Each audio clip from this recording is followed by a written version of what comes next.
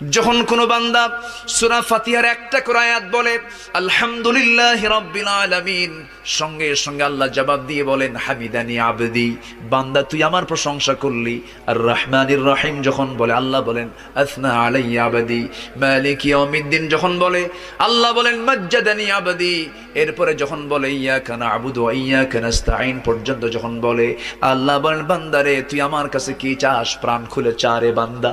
ইহদিনাস সিরাতাল মুস্তাকিম থেকে শুরু করে নিয়া ওয়ালাদ-দাল্লিন পর্যন্ত যখন বান্দা বলে তখন আল্লাহ বলেন বান্দা নামাজের মধ্যে এমন প্রেমের খেলা খেললি বান্দা, তুই যা চাইলি সব আমি আল্লাহ কবুল করলাম।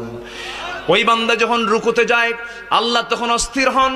ওই বান্দা যখন সিজদায় যাওয়ার জন্য প্রস্তুতি নাই, সমস্ত ফেরেশতাকে ডাক দিয়ে বলেন ও ফেরেশতারা, এই বান্দাগুলো আমাকে দেখলো না, রাসূলকে দেখলো না, কোরআনকে দেখে হাদিসকে বিশ্বাস করে আমাকে খুশি করার জন্য তার সবচেয়ে সম্মানজনক